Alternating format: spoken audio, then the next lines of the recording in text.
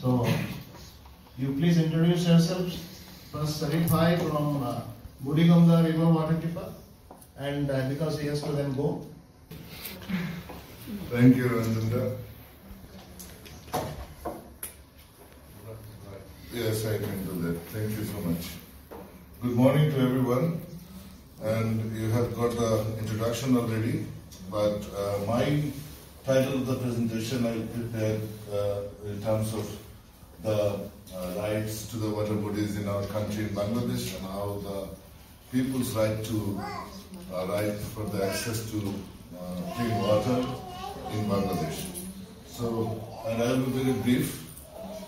As you already heard, we have time constraint, and I have to leave also before the session finishes.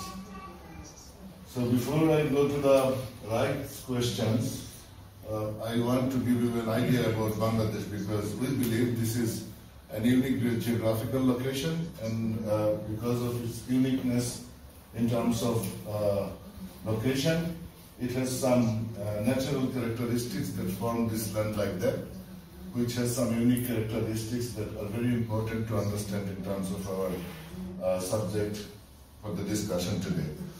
If you see the slide, you can see almost 120 million years ago, after the breakup of the Gondwana, the Indian tectonic plate started its northward journey, and that is how it actually formed the Bengal Fan.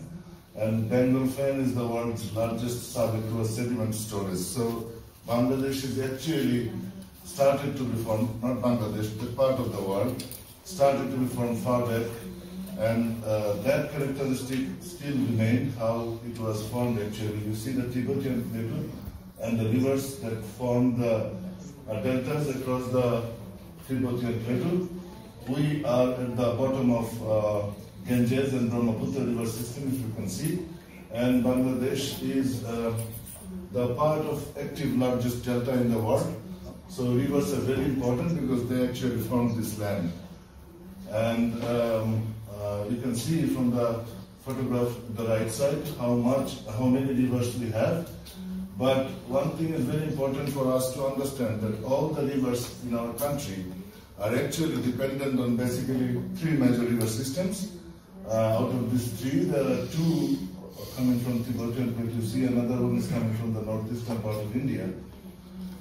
So all the rivers are basically dependent on the transboundary flow of water. And the unique characteristics of the ecological organs in our country are basically dependent on this, on the health of these basic river systems, which is Ganges Padma, we call it Ganges river system. There is another one, Brahmaputra river system, and of course I say at the northeastern part of the country, which is Borak and Meghna. So this is the bottom line for us to understand that rivers actually form that land, and rivers are very important for the everything of the country, like the culture, heritage, livelihoods, economic, food security, social stability, whatever you say. Everything is highly influenced by the health of the rivers of this country. It is a photograph of the land port, not land port, it's a river port in the capital, which actually is connecting the entire southern part of the country with the capital of the country. And I am also a river keeper of that river. This is Budiganga River. It's very small, but very significant and important in terms of economy, livelihood, and all other aspects of the river. So, to be very brief, rivers in our country are not well managed, not necessarily in terms of the transboundary unilateral interventions in the upper riparian countries, but at the same time, we internally are killing our river very badly. The structure itself is in trouble because of the river's area being grabbed. You know, Bangladesh is a very densely populated country. We have more than 1,200 people in 1 square kilometer on an average across the country. But in the capital, where the Budiganga River is, the population density is really scary. If you do not know that, I want to give you the figure. Bangladesh's capital, Dhaka, is the most densely populated capital in the world, and we have 47,000 people in 1 square kilometer. And do anyone know which one is the second densely populated city in the world? Anyone? China? Shanghai? Not really. Mumbai. Yes, Mumbai, but that's not the reason for my question. You can't imagine how big the gap between these two, first and second. First one I said 47,000 people in 1 square kilometer, but the second one, Mumbai, is only 23,000 people in 1 square kilometer. So you know the gap between first and second. So Dhaka is a very densely populated capital. We have enormous population pressure, and there is a data that says that for last 10 years we have 700 million people are climate migrants going to different cities across the country from the coastal areas or other areas that are badly hit by climate change. And among the 700,000 people, 400,000 people are coming every year to the capital. It's the data for the last 10 years. So we have huge population pressure. There is problems with the governance, and we have many legal frameworks. I don't want to go deep into all these things. We may know some from our speaker in the lunch time today, because we are very happy to have a speaker from Bangladesh. So we will know more about that. But the point I want to make here is the tremendous pollution and the structural crisis of the water bodies in our country compelled the High Court of the country, or Supreme Court of the country, to declare all the rivers of the country as living entity. There are many rivers or many sections of rivers that declare living entity in different countries in the world, but Bangladesh is the only country where all the rivers are declared as living entity, which made it unique. And it also reflects one underlying truth, that the rivers are really, really in trouble, and that's why the judgment came up like that. But here we need to discuss one thing very briefly, which is how this living entity thing can be prevailed in the legal system and how it is going to be working in terms of management. So Supreme Court also came up with a verdict that they gave the parental right to the National River Conservation Commission, which do not have any legal capacity to implement anything, just giving the recommendation, as the River Conservation Act is not that strong to be operationalized as the aspiration of the Supreme Court. But Supreme Court was aware of it, and they came up with the directives how this can be operationalized and how the government can empower National River Conservation Commission and change the River Conservation Act and everything. So the verdict that came started from Turag River. I gave a photograph of Turag River here at the right side. You can see I was taking this photo from the river bank of Turag, but the river the photograph I gave to the left side is not Turag. You can see the river, another river coming from that side in the bottom creek, and that is Karnatali River, which is coming to Turag from the upstream, and then the Karnatali River, you can see the water is like foam when a boat went there. It's all tannery waste, untreated tannery waste that are coming to the water bodies.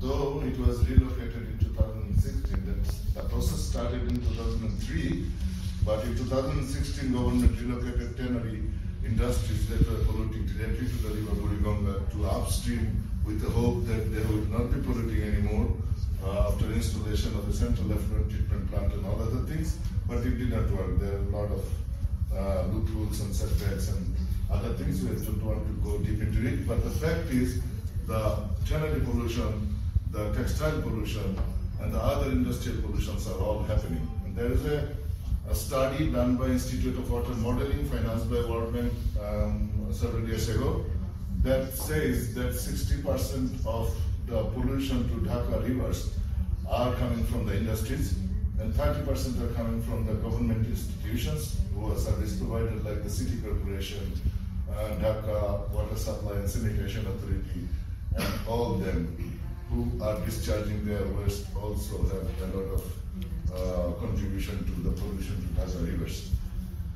So I am not going through the important points I tried to mention here, but I don't want to go all of it. You know, the court gave legal personhood, legal entity or living entity to the rivers of the country. They gave parental personal local parentage. I don't know what we know it better, but what we as activists know that the National River Conservation is given the responsibility to coordinate all these things. Basically, we had a demand from civil society from long that one particular authority we need that will actually coordinate all other pertinent departments and ministries who are somehow related to the management of the river. In our country, it's believed that more than 11 ministries and 17 departments are somehow responsible to manage something related to the river's health. So it needs a coordination, and court came up with it. They also categorically instructed the line ministries and departments who are pretty much involved with managing river systems to coordinate these things with National River Conservation Commission, and before they, these are all related to the rights of the rivers. How court gave rights to the rivers of Bangladesh. These are coming up here. So I think you are following my haphazard presentation, but the thing is, National River Conservation Commission should be informed by any other authority who are taking any projects by the river bank. And court also asked government to take initiative to change the River Conservation Commission Act that was formed in 2013, and a draft was prepared in 2020. I will tell a little bit about it later on. But these are the things that government could do following the court judgment to make the rivers actually pollution free. But it's not happening. The government was not following the court instruction properly, what we saw, and the rivers are getting degraded day by day. That's why, you know, we did some study, we brought up some data and evidence of the pollution to our rivers, and we did some campaign and advocacy, and Bangladesh has civil society that have been working for a long time to protect the river systems. So we are coming, we are bringing up this issue in the national canvas, and you know, this is not an old story. It's in June 11, 22. That's today. That's today. What? Oh, so I take the. Oh, I took the screenshot. Yeah. January 19th. It's January 19th, right? It's very, very new. I prepared the presentation at 1 o'clock of the midnight this time. Yeah. So it's very, Conference petition. yes. So you see, we are painting our rivers black across the country wherever there are human settlement, and of course, every human settlements in our country are coming by the bank of any river. If you remember the photograph of the rivers map in Bangladesh. So everywhere, every township has a river, every village has a river, and where there are any development initiatives, as the governance is not in place properly, so pollutions are there. But Dhaka rivers are really, really polluted. Once it was ranked, many times it ranked among 10 top polluted rivers in the world. So this is where we are. And also government is not following the court instruction properly. That's why we need to also raise the voice. And you see, this is also not much old. This is 27th April of 22. So we are also raising voice how government can comply with the court instructions properly and empower the nurses. This is one story about internal managing our river and current situation. But if you think about Bangladesh, in terms of their economic growth, they started a long, visionary, many steps. But the principal step was to grow the country economic growth, and to ensure the economic growth, the government envisioned that we should be focusing on industrial growth, and we need to attract foreign investments.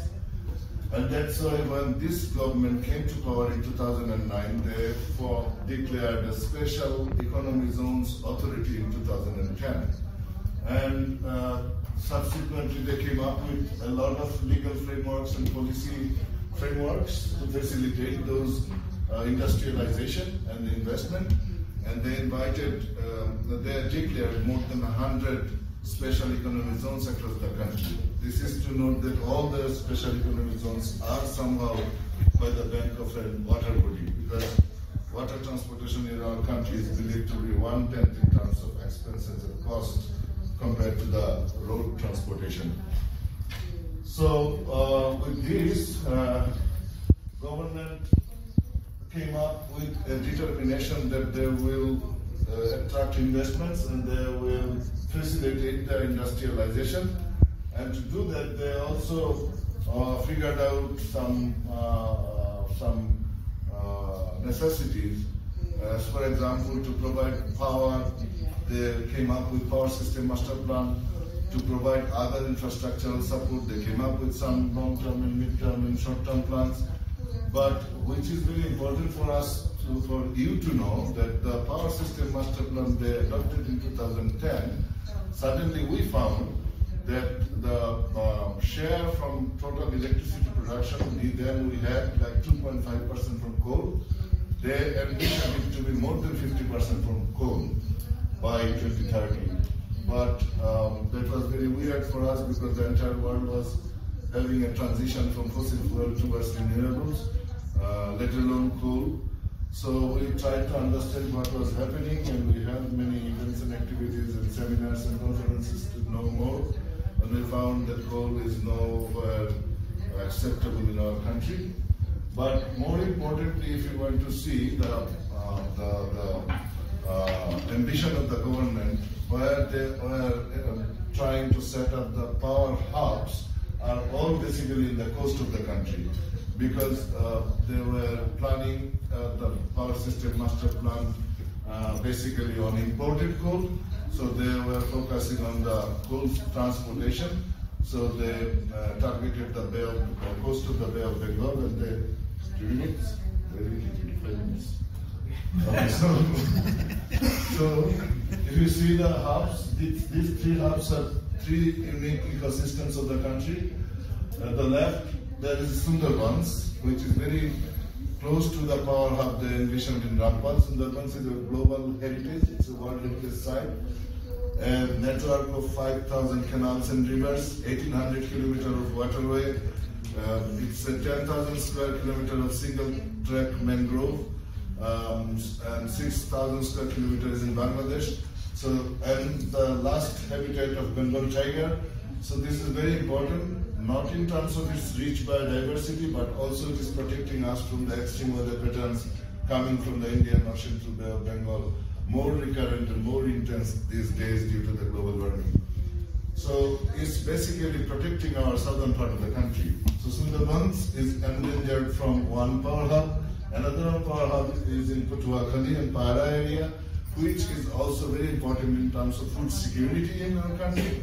The national fish, Hilsha, is a migratory fish, and that particular power hub is located on the one of the 3 largest fish migration route to the mainland. So that's another one big problem. And the other hub is also destroying the tourist capital of the country and the salt industry of the country. So these are very important things for us to remember. I don't want to go more because we don't have time. There is data in 2016, how much coal power plant we were thinking of. We started movement, and you can see Tonya Bonitati was there sitting there, right? And Jennifer Hillbrom, he's also our Altamari people for many years. So they visited the Sundarban Mosam Canal, who is active director at CIS today. So they also visited that area, and they also participated to the protest we have been doing. It was mass protest, big gatherings and all these things. Whatever happened, together with all the civil society and international community's effort, because of the Sundarbans, we have got a very big international community who are also protesting these things. Government cancelled 10 coal plants in September 2021, which is very good and a good achievement, but we need to stop all of them. But the problem is, I will be ending up in very shortly, problem is the EIS, the environmental impact assessment for those big plants, are not being done properly. If you think about this particular plant, this is Matabari coal-based power plant, which is coming from Japanese investment, and Saika is a big player there. And if the Japanese plant did not do the environmental impact assessment properly, then you can think about the Chinese plants and Indian plants who are coming there and the other hubs. So the problem is the way government is heading forward with the development activities will also create more pollution to our water bodies. And you know, I say it's delta, so pollution to the water bodies are actually very much potential to hit public health, and if there is endangering public health in a densely populated country like Bangladesh, it is obvious to bring humanitarian catastrophe. So the pollution in Budiganga is there. Like coal plants are coming up, and when government is cancelling the coal plants, Japan and America is coming up with the LNG proposals, which is also another problem to be creating, like pollution in terms of carbon and methane. And of course, LNG is the imported LNG, which is not good for our country. So what we need is to envision our development plan towards green recovery and how we can contribute to that. It's like all the big plants that are coming up are somehow joint venture, either the investment or the technology. Some foreign countries are involved with that. So we, the international community, can also influence our governments or our people to help Bangladesh to grow their economy, to keep the economic activities onward, but not by polluting industries and technologies. There are alternatives now. They can install green technology, they can produce green energy, and they can also do industrialization, not harming the water bodies. And at the same time, as I said about Dhaka rivers, all these pollutions are going from the export industries. So you can say your Walmart, if you bring Bangladeshi cloth, you ensure that the production plant there is categorically or specifically or in particularly complying with the environmental compliances and should not pollute the water bodies. So comprehensively, if we play our role, if international community plays their role and government is responding to it, then we can envision a comprehensive plan that has science and data and inclusion of people. Thank you so much for listening to me for so long. Any questions? Maybe we can take 2 questions and then we go to, yeah, please. Sundarban is a world protected UNESCO heritage site. And as per law, international UN law, you cannot have any power plant in the periphery of the power plant that you showed. They all are on the Bangladesh delta, occupying the major chunk of the world's biggest freshwater delta, which is a UNESCO protected heritage site, WHS, World Heritage Site. And as per UN Convention, you cannot have any power plant in the periphery or the buffer area of any World Heritage Site. So I want to know, how come this international protocol or the guideline was bypassed and the proposal came in the first place? Thank you very much. Long answer, but I have to make it short. I know. You want to take one more question? One more question? Is there any more? Yes, please. So the rivers are protected, but I guess I'm wondering, like, what is defined as a river? So it's clear, like, big rivers, but how, and also like groundwater. Let me start with the last question. River, definition of a river varies upon the geographical location. The rivers in the hills, the rivers that comes right under the mountains, and the rivers close to the coast, they are different in characters.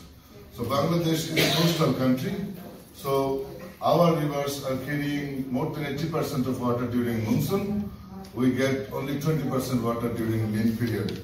So our rivers need to have more space for the water. It will be coming from monsoon to carry forward to the ocean. So from the legal point of view, from the traditional point of view, from the reality, the rivers in our country will have 4 parts. One, the river bed, The riverbed is the flow during the winter, and the foreshore, which is the difference between high water mark during the monsoon and the low water mark during the winter. And every river will either have riverbank or have floodplain. Where there is the river merging with the marshland, there will be floodplain, no riverbank. But these four things are all protected by our legal systems. When you are figuring out the area of a river, the court in 2009 instructed and referred the Court Act 1966 and said it will have three basic areas, which is riverbank, foreshore, and riverbed. And where there is no riverbank, there will be floodplain. And our land law is also protecting floodplain for them to be changing their classes. So this is what river is in our country. If you go to our rivers from mountain, you will feel like you came to a sea. However, to come to the second question, yes, you are right. The UNESCO World Heritage Convention 6.3 says you cannot, not only that, it also says any other country cannot do anything or any project that can harm a World Heritage Site. So why couldn't we, or why the UNESCO did not tell India not to set up Rampal power plant there in that close vicinity? There is a tricky thing, which is the site itself, the World Heritage Site, which is further towards the sea, not so close to the Rampal power plant site. But Sundarbans has an ecological critical area. It has a core zone and a buffer zone. So if you see the location of Rampal power plant or Rampal power hub, that is like 4 kilometers away from the ecological critical boundary and 14 kilometers away from the core zone of the Sundarbans. The entire Sundarbans has a unique ecosystem that are all interconnected, but the core World Heritage Site that is declared by the UNESCO is like 70 kilometers away from the Rampal power plant. So the geopolitical and the global relationship between states and the members in the committee are really important here for what you want to bring up as a recommendation or resolution. But if you see the World Heritage Center's recommendation, they were coming up with all these recommendations and they said the committee should come up with whatever you were asking for and also to list Sundarbans as a World Heritage in danger. So yes, you are right, but politically or diplomatically, the civil society or the Sundarbans itself is not capable enough to supersede the, like Nexus.